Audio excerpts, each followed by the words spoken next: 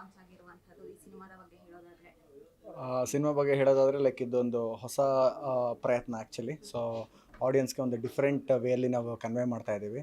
So ಈ ಇದರಲ್ಲಿ ಬಂದು ಬೇಸಿಕಲಿ ಲೈಕ್ ನಾವೊಂದು ಹಾಲಿವುಡ್ ಪ್ಯಾಟ್ರನ್ ಇಟ್ಕೊಂಡು ಮಾಡಿರೋಂಥ ಒಂದು ಸಿನಿಮಾ ಇದು. ಸೊ ಇದು ಬ್ಲ್ಯಾಕ್ ಶೀಪ್ ಅಂತ ಸಿನಿಮಾ ಟೈಟ್ಲ್ ಹೆಸರು ಆ್ಯಕ್ಚುಲಿ. ಸೊ ಪ್ರತಿದಿನ ಲೈಕ್ ಅಂದರೆ ನಾವು ಸಿನಿಮಾ ಸ್ಟಾರ್ಟ್ ಆಗಿದ್ದೊಂದು ಜರ್ನಿಯಿಂದ ಸೊ ಆಲ್ಮೋಸ್ಟ್ ಇಲ್ಲಿವರೆಗೂ ಏನಿದೆ, ಸೊ ಪ್ರತಿದಿನ ಪ್ರತಿಯೊಂದು ಸೀನ್ ಇರ್ಬೋದು, ಶಾರ್ಟ್ ಇರ್ಬೋದು, ಆ ಪ್ರತಿಯೊಂದು ಕಥೆಯಲ್ಲಿ ಏನೇ ಬೇಕೋ, ಏನೇನು ಬದಲಾವಣೆಗಳು ಬೇಕೋ, ಅಲ್ಲಿ ಯಾವ ರೀತಿ ನಾವು ಆಡಿಯನ್ಸಿಗೆ ಕನ್ವೆ ಮಾಡೋದಕ್ಕೆ ಒಂದು ಕಂಟೆಂಟ್ ಇರ್ಬೋದು ಅಥವಾ ಕಮರ್ಷಿಯಲ್ ಆಸ್ಪೆಕ್ಟ್ಸಿಂದ ನಾವು ಮಾಡಿರೋಂಥ ಸಿನಿಮಾ ಇದೆ ಆ್ಯಕ್ಚುಲಿ. ಸೊ ಇದರಲ್ಲಿ ಆಲ್ಮೋಸ್ಟ್ ಲೈಕ್ ಎಲ್ಲ ಕೆಲವೊಂದು ಹೊಸೊಬ್ಬರು ಆರ್ಟಿಸ್ಟ್ನ ನಾವು ಇನ್ವಾಲ್ವ್ ಮಾಡಿದ್ವಿ. ಜೊತೆಲಿ ಲೈಕ್ ಇಂಡಸ್ಟ್ರಿ ಸೀನಿಯರ್ ಆರ್ಟಿಸ್ಟ್ಗಳಾಗಿರ್ಬೋದು. ಸೊ ಪ್ರತಿಯೊಬ್ಬರು ಮಾಡಿರೋಂಥ ಸಿನಿಮಾ ಇದು. ಆಮೇಲೆ ಹೊಸೊಬ್ರಿಗೆ ಒಂದಷ್ಟು ಜನಕ್ಕೆ ಅವಕಾಶ ಕೊಟ್ಟಿದ್ದೀನಿ. ಅಂದರೆ ಅವರು ಕೂಡ ಬೇರೆ ಒಂದಷ್ಟು ಸಿನಿಮಾದಲ್ಲಿ ಕೆಲಸ ಮಾಡಿದ್ದಾರೆ. ಸೊ ಅಸಿಸ್ಟೆಂಟ್ ಆಗಿ ಮಾಡಿದ್ದಾರೆ, ಅಸೋಸಿಯೇಟ್ಸ್ ಆಗಿ ಎಲ್ಲ ಮಾಡಿದ್ದಾರೆ. ಸೊ ಅವರಿಗೂ ಕೂಡ ಈ ಸಿನಿಮಾ ಒಂದು ಮೈಲಿಗಲ್ಲಾಗಲಿ ಅಂತ ಹೇಳ್ಬಿಟ್ಟು ನಾನು ಆಶಿಸ್ತೀನಿ. ಸೊ ನಿಮ್ಮ ಪಾತ್ರ ಓಕೆ ಓಕೆ ಹೇಳಿ ಪರವಾಗಿಲ್ಲ, ನಾನು ಹೇಳ್ತೀನಿ. ಸೊ ಆಕ್ಚುಲಿ ನೀವು ಎಷ್ಟೋ ಸಿನಿಮಾ ಅಸೋಸಿಯೇಟ್ ಮಾಡಿದ್ದೀರಾ. ಸೊ ಫಸ್ಟ್ ಸಿನಿಮಾಗೆ ನೀವು ಈ ಥರ ಸ್ಟೋರಿ ಸರ್ ಅಸೋಸಿಯೇಟ್ ಆಗಿ ಮಾಡಿದಂಥ ಸಿನಿಮಾಗಳು ಬೆರಳೆಣಿಕೆಗಳು ಮಾತ್ರ ಅಷ್ಟೇ. ಸೊ ಆ್ಯಕ್ಚುಲಿ ನಾನು ಮೂಲತಃ ಡ್ಯಾನ್ಸ್ ಕೊರಿಯೋಗ್ರಾಫರ್ ಆ್ಯಕ್ಚುಲಿ. ಸೊ ಅಲ್ಲಿ ನಾವು ಒಂದಷ್ಟು ಈವೆಂಟ್ಸ್ಗಳಿರ್ಬೋದು, ಪ್ರತಿಯೊಂದು ನಂದೊಂದು ಡ್ಯಾನ್ಸ್ ಸ್ಟುಡಿಯೋ ಕೂಡ ಇದೆ. ಸೊ ಅಲ್ಲಿ ನಾವೊಂದು ಕಲ್ತಿರೋಂಥ ಒಂದು ಲೆಸನ್ಸ್ ಏನಿದೆ, ಸೊ ಅದು ಕಂಪ್ಲೀಟಾಗಿ ಒಂದು ಹೊಸತನನೇ. ಪ್ರತಿದಿನ ನಾವು ಕಲಿಯೋದು ಪ್ರತಿದಿನ ಹೊಸತನನೇ. ಸೊ ಈ ಇದರಿಂದ ನಾವು ಈ ಸಿನಿಮಾನ ಸ್ಟಾರ್ಟ್ ಮಾಡ್ತೀವಿ. ಇನ್ಫ್ಯಾಕ್ಟ್ ಸರ್ ಆ್ಯಕ್ಚುಲಿ ಕತೆ ನಾವು ಸ್ಟಾರ್ಟ್ ಮಾಡಿದಾಗ ಇನ್ಫ್ಯಾಕ್ಟು ಒಂದು ಲವ್ ಸ್ಟೋರಿ ಸಬ್ಜೆಕ್ಟ್ ಮಾಡೋಣ ಅಥವಾ ಜರ್ನಿ ಬೇಸ್ಡ್ ಒಂದು ಸಬ್ಜೆಕ್ಟ್ ಮಾಡೋಣ ಅಂದ್ಕೊಂಡಿದ್ವಿ. ಸೊ ಆಮೇಲೆ ಹೋಗ್ತಾ ಏನಾಯಿತು, ಇನ್ಫ್ಯಾಕ್ಟ್ ಲೈಕ್ ಇಲ್ಲ ಇದಕ್ಕೆ ಬೇರೆ ರೀತಿಯಾದ ಒಂದು ಶೇಡ್ ಕೊಡಬೇಕು ಈ ಸಿನಿಮಾಗೆ. ಆವಾಗ ನೋಡಿದಾಗ ಲೈಕ್ ಸಸ್ಪೆನ್ಸ್ ಥ್ರಿಲ್ಲರ್ ಅಂತ ಅಂದಾಗ ರೆಗ್ಯುಲರ್ ಪ್ಯಾಟರ್ನ್ ಒಂದು ಹೆದರಿಕೆ ಬಡಿಸೋದಿರ್ಬೋದು ಒಂದು ಆಡಿಯನ್ಸ್ಗೆ, ಒಂದು ಆ ಥರದ್ದು ಒಂದಷ್ಟು ವಿಷಯಗಳು ಬರುತ್ತೆ. ಬಟ್ ಇದರಲ್ಲಿ ನಾವು ಸ್ವಲ್ಪ ಡ್ರಾಮ್ಯಾಟಿಕ್ ಆಗು ಹೇಳೋಣ ಈ ಕಥೆನ. ಜೊತೆಯಲ್ಲಿ ಒಂದಷ್ಟು ಮಿಸ್ಟ್ರಿನ ಇನ್ವಾಲ್ವ್ ಮಾಡೋಣ, ಹಾರರ್ ಕಂಟೆಂಟ್ ಇನ್ವಾಲ್ವ್ ಮಾಡೋಣ ಅಂತ ಒಂದು 5-6 ಜಾನ್ಗಳು ಇಟ್ಕೊಂಡು ಮಾಡಿದಂಥ ಕತೆ ಸರ್ ಇದು.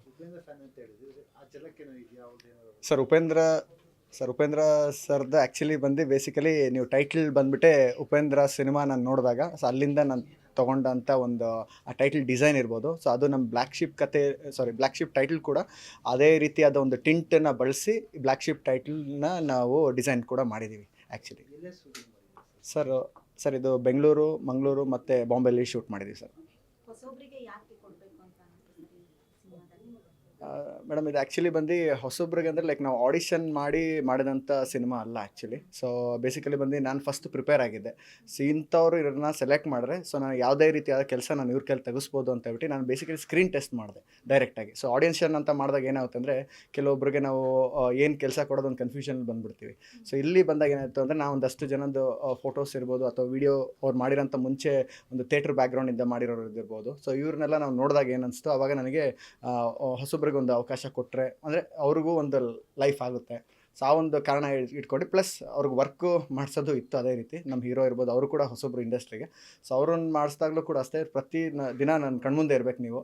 ಸೊ ಆ ರೀತಿ ನೋಡಿ ಕೆಲಸ ಮಾಡ್ತಿರೋಂಥ ಪ್ರಾಜೆಕ್ಟ್ ಇದು. ಸರ್ ಸದ್ಯದಲ್ಲೇ ಬಿಡುಗಡೆ ಮಾಡ್ತೀವಿ, ಹೇಳ್ತೀವಿ ಸದ್ಯದಲ್ಲೇ. ಸೊ ಆದಷ್ಟು ಬೇಗನೆ ಚಿತ್ರಮಂದಿರಕ್ಕೆ ಬರ್ತೀವಿ. ಸೊ ಅದೇ ನೋಡಬೇಕಲ್ಲ, ಸೊ ಬೇರೆ ಸಿನಿಮಾಗಳು ಯಾವುದಿದೆ, ಮತ್ತು ಈಗ ಆಲ್ರೆಡಿ ನಿಮಗೂ ಗೊತ್ತಿರೋಂಗೆ ಸಿಂಗಲ್ ಸ್ಕ್ರೀನ್ಸ್ಗಳೆಲ್ಲ ಈಗ ಕಡಿಮೆ ಆಗಿದೆ. ಸೊ ಮಲ್ಟಿಪ್ಲೆಕ್ಸ್ಗಳಲ್ಲಿ ಎಷ್ಟು ಶೋಸ್ ಕೊಡ್ತಾರೆ ಅದೊಂದು ಕನ್ಫ್ಯೂಷನ್ ಇರುತ್ತೆ. ಸೊ ಅದರಿಂದ ನಾವು ಪ್ರತಿಯೊಂದೂ ನಾವು ಜಡ್ಜ್ ಮಾಡಬೇಕಾಗುತ್ತೆ. ಸೊ ಪ್ರತಿಯೊಂದು ವರ್ಕ್ ಮಾಡಬೇಕು. ಈಗ ಸಿನಿಮಾ ಅಂದಮೇಲೆ ನಾವು ಪೇಪರ್ ಪೆನ್ ಇಟ್ಕೊಂಡ್ಬಿಟ್ಟು ನಾವು ಕತೆ ಬರೆಯೋಕ್ಕೆ ಶುರುವಾದಾಗಿಂದ ಅದನ್ನ ರಿಲೀಸ್ ಮಾಡೋದಕ್ಕೆ ಕೂಡ ನಾವು ಯೋಚನೆ ಮಾಡಬೇಕು ಸರ್. ಅದಕ್ಕೋಸ್ಕರ ಅದನ್ನು ಒಳ್ಳೆ ದಿನ ನೋಡಿ ಮತ್ತು ಒಳ್ಳೆ ಟೈಮ್ ನೋಡಿ, ಬೇರೆ ಯಾವುದೋ ಸಿನಿಮಾನು ಎಫೆಕ್ಟ್ ಅನ್ನೋದಕ್ಕಿಂತ ಹೆಚ್ಚಾಗಿ ಬೇಸಿಕಲಿ ಲೈಕ್ ಬೇರೆ ದೊಡ್ಡ ಸಿನಿಮಾ ಇರ್ಬೋದು, ಬಟ್ ಥಿಯೇಟ್ರ್ ಸಿಗೋದೇ ಮೇಯ್ನ್ ಇದಲ್ಲ ಸರ್. ಸೊ ಅದನ್ನು ನೋಡ್ಕೊಂಡು ನಾವು ಮಾಡ್ತೀವಿ. Cinema almost post production complete ಆಗಿ ಸೆನ್ಸಾರ್ ಕೂಡ ಆಗಿದೆ ಸಿನಿಮಾ. ಸೊ ಈಗ ರಿಲೀಸ್ ಡೇಟ್ ಅನೌನ್ಸ್ ಮಾಡೋಕ್ಕೆ ಇನ್ನು ಪಬ್ಲಿಸಿಟಿ ಎಲ್ಲ ಸ್ಟಾರ್ಟ್ ಮಾಡಬೇಕು ಸರ್ ಆ್ಯಕ್ಚುಲಿ. ಸೊ ಬೇರೆ ಭಾಷೆಗಳ ಸಿನಿಮಾಗಳಿಗೆ ಹೋಲಿಸ್ಕೊಂಡ್ರೆ ಕೆಲವೊಬ್ರು ಹೇಳ್ತಾ ಇರುವಂಥದ್ದು ಬೇರೆ ಭಾಷೆಗಳ ಸಿನಿಮಾಗಳು ಚೆನ್ನಾಗಿ ಹೋಗ್ತಾ ಇರುವಂಥದ್ದು, ಆದರೆ ಕನ್ನಡ ಹೋಲಿಸ್ಕೊಂಡ್ರೆ ಕತೆ ಚೆನ್ನಾಗಿಲ್ಲ ಅನ್ನುವಂಥದ್ದು, ಸ್ಕ್ರಿಪ್ಟ್ ಚೆನ್ನಾಗಿಲ್ಲ ಅನ್ನುವಂಥದ್ದು. ಸೊ ನಿಮ್ಮ ಸಿನಿಮಾದಿಂದ ಏನು ಎಕ್ಸೆಪ್ಟ್ ಮಾಡ್ಬೋದು ಅನ್ನೋದು?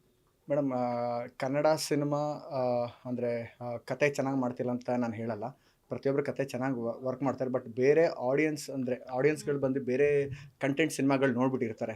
ಸೊ ಅದೇ ಪ್ಯಾಟರ್ನಲ್ಲಿ ಕೆಲವೊಬ್ಬರು ಅದನ್ನು ಫಾಲೋ ಮಾಡ್ತಾರೆ. ಆ ಮೆಥಡನ್ನು ಫಾಲೋ ಮಾಡೋದ್ರಿಂದ ಏನಾಗುತ್ತೆ, ಇನ್ಫ್ಯಾಕ್ಟ್ ಅವ್ರಿಗೆ ಅದೇ ಜಾನರಲ್ಲಿ ಹೋಗ್ತಾರೆ ಕೆಲವರು. ಸೊ ಕೆಲವೊಬ್ರು ಅದೇ ರೀತಿ ಇನ್ಸ್ಪಿರೇಷನ್ ತೊಗೊಂಡು ಇನ್ಫ್ಲುಯೆನ್ಸ್ ಆಗ್ತಾ ಇದ್ದಾರೆ.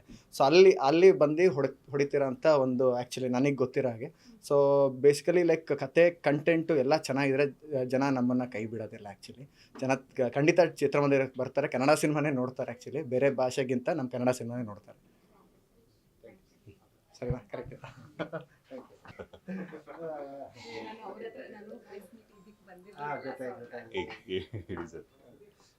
ಹೇಳಿ ಸರ್, ಫಸ್ಟ್ ಸಿನಿಮಾ ನೀವು ಬಣ್ಣ ಹಚ್ಚಿದ್ದೀರಾ, ಸೊ ಯಾವ ಥರ ಮೊದಲ ಹೆಜ್ಜೆ ಇಟ್ಟಿದ್ದೀರಾ? ಯಾ ಸರ್, ಮೊದಲನೇ ಹೆಜ್ಜೆ ಅದಕ್ಕೆ ಹೇಳಿದ್ರೆ ನನ್ನ ಜೀವನ್ ಸರ್ ಮೇನ್ ಕಾರಣ. ಈಗ ಮೊದಲು ಫಿಟ್ನೆಸ್ ಟ್ರೈನರ್ ಆಗಿದ್ವಿ, ಮೇಲೆ ಡ್ಯಾನ್ಸರ್ ಆದ್ವಿ, ಆಮೇಲೆ ಫಿಟ್ನೆಸ್ ಮಾಡೆಲ್ ಆಗಿ ಅದೇ ಅವ್ರದ್ದೇ ಕಂಪ್ನಿ ವಿಬಿನಲ್ಲಿ ಕೆಲಸ ಮಾಡ್ತಾಯಿದ್ವಿ. ಲಾಕ್ಡೌನ್ ಮುಗೀತಲ್ಲ, ಅದೊಂದು ಲೈಫ್ ನೆಕ್ಸ್ಟ್ ಲೈಫ್ ಅಂತ ಬಂದಾಗ ಲಾಕ್ಡೌನ್ ಮುಗಿದಿದ್ದೆ ಆದಮೇಲೆ ನೆಕ್ಸ್ಟ್ ಲೈಫ್ ಒಂದು ಮೂವಿ ಚೆನ್ನಾಗಿದೆ. Experience each day different. ಇವತ್ತು ಒಳ್ಳೆ ಎಕ್ಸ್ಪೀರಿಯನ್ಸ್, ಯಾಕಂದರೆ ಗೊತ್ತಿಲ್ಲಲ್ಲ ಈ ಥರ ಇಲ್ಲಿ ಇಂಟರ್ವ್ಯೂ ಕೊಡ್ತೀವಿ ಅಂತ ನಮಗೆ ಗೊತ್ತಿಲ್ಲ. ಸೊ ಹೊಸ ಎಕ್ಸ್ಪೀರಿಯನ್ಸ್ ಅಲ್ಲ, ಮಜಾ ಇದೆ. ಈಗೇನಾದರೂ ವರ್ಕ್ಶಾಪ್ ಏನೋ ಮಾಡಿದ್ರಿ ಸರ್? ಯಾ ಸರ್, ಮೂವಿ ಮಾಡೋಕ್ಕೆ ಮುಂಚೆ ವರ್ಕ್ಶಾಪ್ ಮಾಡಿದ್ವಿ. ಒಂದು 4 months ವರ್ಕ್ಶಾಪ್ ಮಾಡಿಬಿಟ್ಟೆ ಅದಾದಮೇಲೆ ಶುರು ಮಾಡಿದ್ದು ಮೂವಿನ. ಸೊ ಫಸ್ಟ್ ಸಿನಿಮಾ ಅಂದರೆ ಸರ್ ಕೆಲವೊಂದು ಸೀನ್ ಟಫ್ ಇರುತ್ತೆ, ನೀವು ಆ ಸೀನ್ ಸರ್ ಎಲ್ಲ ಸೀನು ಟಫ್ ಇರ್ತದೆ. ಹೆಂಗಂದರೆ ಡೈಲಾಗ್ ಡೆಲಿವರಿ ಆಗಿರ್ಬೋದು. ಈಗ ನಾನು ಡೈಲಾಗ್ ಡೆಲಿವರಿ ಬೇರೆ ಇರುತ್ತೆ, ಮತ್ತು ಡೈರೆಕ್ಟರ್ದು ಅವ್ರಿಗೆ ಬೇಕಾರೋದು ಬೇರೆ ಇರುತ್ತೆ. ಎವ್ರಿ ಡೇ ಒಂಥರ ಟಫೇ ಇತ್ತು, ಬಟ್ ಎಂಜಾಯ್ ಮಾಡಿದ್ವಿ ಅದನ್ನು. ಶೂಟಿಂಗ್ ಹೋಗೋಕೆ ಮುಂಚೆ ಯಾವ ಥರ ಬೇಕು ಸೀನ್, ಯಾವ ಥರ ಡೈಲಾಗ್ ಬೇಕು ಅಂತ ಒಂದು ಪ್ರಾಕ್ಟೀಸ್ ಮಾಡೋದು, ಎಂಜಾಯ್ ಅಷ್ಟೇ. ಸಿನಿಮಾ ಎಲ್ಲ ರಿಲೀಸ್ ರೆಡಿ ಇದೆ, ಸೊ ಏನು ಹೇಳ್ತೀರಾ ಸರ್? ಸರ್, ಯಾರು ಸೋಷಿಯಲ್ ಮೀಡಿಯಾದಲ್ಲಿ ಇನ್ಫ್ಲೂಯೆನ್ಸ್ ಆಗಬೇಡಿ. ಚೆನ್ನಾಗಿಲ್ಲ, ಇದು ಚೆನ್ನಾಗಿಲ್ಲ, ಕನ್ನಡ ಮೂವಿ ನೀವೇ ನಮ್ಮ ಡೈರೆಕ್ಟರ್ ಹೇಳ್ತಿದ್ರಲ್ಲ, ಕನ್ನಡ ಮೂವಿನ ಯಾಕೆ ನೋಡ್ತಾ ಇಲ್ಲ ಅದೇನಂತ. ಏನು ಗೊತ್ತಾ, ಮೇನ್ ಜನ ಇನ್ಫ್ಲೂಯೆನ್ಸ್ ಆಗ್ತಿದ್ದಾರೆ ಸೋಷಿಯಲ್ ಮೀಡಿಯಾದಲ್ಲಿ. ಯಾರೋ ಒಬ್ಬರು ಮೂವಿ ಚೆನ್ನಾಗಿಲ್ಲ ಅಂತ ತಕ್ಷಣ ಯಾರು ನೋಡೋಕ್ಕೆ ಹೋಗಲ್ಲ. ಮತ್ತು ಇನ್ಫ್ಲೂಯೆನ್ಸ್ ಹೆಂಗಾಗ್ಬಿಟ್ಟಿದೆ ಅಂದರೆ, ಬೇರೆ ಲ್ಯಾಂಗ್ವೇಜ್ ಚೆನ್ನಾಗಿರುತ್ತೆ, ಕನ್ನಡ ಲ್ಯಾಂಗ್ವೇಜ್ ಚೆನ್ನಾಗಿಲ್ಲ. ಎಷ್ಟೊಂದು ಕನ್ನಡ ಮೂವಿ ಬರ್ತಾ ಇದೆ, ಹೋಗ್ತಾ ಇದೆ, ಬಟ್ ಕನ್ನಡ ಮೂವಿ ನೋಡಿ ಅಟ್ಲೀಸ್ಟ್ ಟೀಸರ್ ಟ್ರೈಲರ್ ನೋಡ್ತಿರಲ್ಲ, ಟೀಸರ್ ಟ್ರೈಲರ್ ಒಂದು ಗೊತ್ತಾಗುತ್ತಲ್ಲ, ಆ ಒಂದು ಮೂವಿ ನೋಡಿದ್ರೆ ನಿಜವಾಗ್ಲೂ ಕನ್ನಡ ಸಿನಿಮಾ ಇನ್ನೂ ಸಖತ್ತಾಗಿ ಬರುತ್ತೆ. ಒಂದು ಇನ್ಫ್ಲೂಯೆನ್ಸ್ ಆಗೋದು ಬಿಟ್ಬಿಟ್ಟು ನೋಡ್ರೆ ಇನ್ನೂ ನೋಡ್ಬೋದು. Thank you sir, thank you. ಹೆಚ್ಚಿನ ಸುದ್ದಿಗಳಿಗಾಗಿ ನಮ್ಮ ಚಾನೆಲ್ನ ಸಬ್ಸ್ಕ್ರೈಬ್ ಮಾಡಿ,